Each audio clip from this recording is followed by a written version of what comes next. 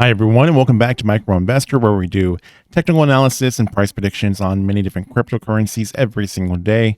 Now, we're going to be doing a quick one on Cardano and picking up where we left off in the previous Cardano video. And now, looking at things currently, we're here on the hourly chart, and we're looking at the performance here of Cardano over this last week, how things have been playing out. So, since we've found that bottom at 33 cents, which I've been following here, talking about a lot of you guys have been keeping up with the Cardano videos, I had said that the bottom was at 33 cents. That was the completion of 5 waves to the downside in multiple aspects. So it would be 5 waves to the downside from this much larger impulse that would go all the way from the all-time high with Cardano back in September of last year, and how it had come down in these 5 waves, but also it was the end of a 5 wave from within this wedge that it was in. That this wedge had actually started back in the month of September, last month of September, as we're getting ready to end October here, and we had actually seen it within this wedge coming down and also completing a wave 5 there. So it had multiple completions of different wave 5 series within this. And then now what I'm saying is that Cardano most likely is starting a completely new trend here, a new pattern in the works. And this is the start of a new 5 wave move to the upside, saying that there's already a bottom now in with Cardano, and now things here are now transitioning to start seeing the value of Cardano start to move up. A very long process, nothing that's going to be very quick, but since we did see such a huge increase in the value just over a short period of time, I mean, going from 33 cents to Cardano going to a price of around 43 cents, or a little bit more than 43 cents here recently, just over the matter of a week, then when we look at that, then we go, okay, that bottom was in now. We saw the value of Cardano just go on a increase so much in a short period of time, and now things here are correcting. This is that correction, that retracement that we're seeing here is what I'm thinking. So what I'm saying right now, we're within a corrective wave, within our first wave that we're going to have with Cardano. And so far within this, just to take this back over to the hourly chart, so far within this, we've come up from that end of that wave 5. We come up within our new wave 1 here, and so far we've had an A, and then we come down within a B, and now this is the next process, this next little pump that we're seeing here on the hourly chart.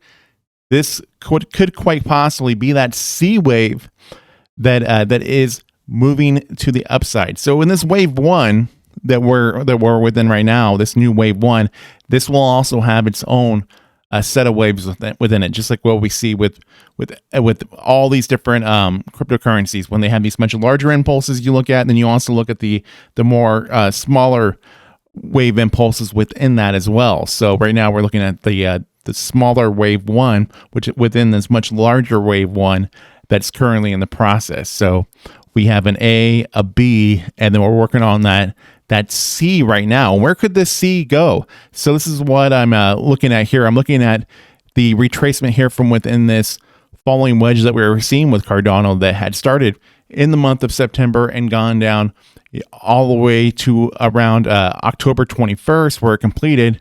And then at that time now, this is what we're seeing. This is that aftermath right now of things correcting. So I'm thinking that this C wave could quite possibly go up to where our wave 2 was, or the beginning of this falling wedge, going all the way up to around a price of say like 52 cents is a possibility that we could be seeing this wave C going to. So that's what I'm currently thinking we're going to be seeing. You can see this these large moves here. If I was to turn this on over to actually the 4-hour chart here, you can see these much larger candlesticks as things are pumping through these different Fibonacci levels within this falling wedge that we were seeing. You can see how things are coming into play here. These are very large candlesticks, and even what we're seeing now within what I'm calling here the wave C in the works, we're pumping through these different Fibonacci levels, and you can see that these are like actual pumps as we're working through them. If we're not able to hold on to them, we see these larger candlesticks fall through. We find our support within that Fibonacci level, and then we go back and we pump through to the next one. So after we actually overtake this Fibonacci level that's at this 40-cent price, then from there, we're going to be working up to that next Fibonacci level That's at a price of 42.5 cents. So that's that process that we're going to continue here. So here in the short term, as far as things are going, as we work our way up in this C wave, as we get to that 50% Fibonacci level, that's that really key area because, well, one, we saw that resistance within the wave A due to the fact that that's where our wave 1 had completed.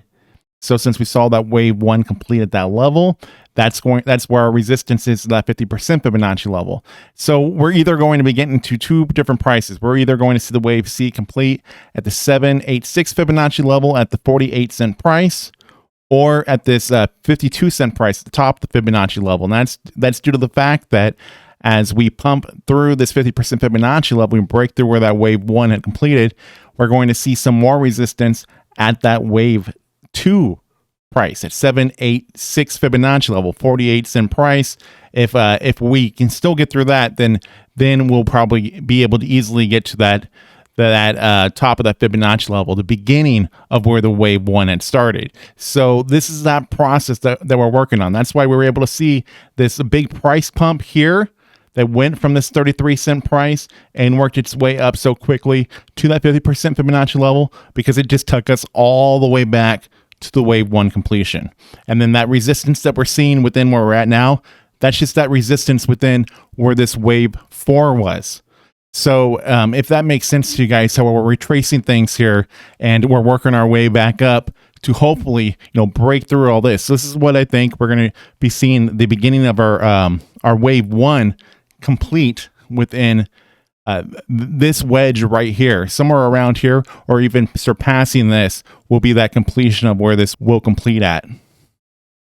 Now, of course, from that point, then we're probably going to be seeing much more price movements with Cardano as time does go on. None of this being any sort of very quick process, but you know that we have a whole lot to be retracing from within these different wedges that we were within Cardano, how we had come down in these 5 large impulses, and we had seen the price of Cardano go down to this much lower level from being all the way up from the top of this first wave of this much larger impulse, being at a price of $3.10 and then coming down to as low as we did. So there's a lot to really possibly be gaining here with Cardano. It's a lot of things to really have to be paying attention to.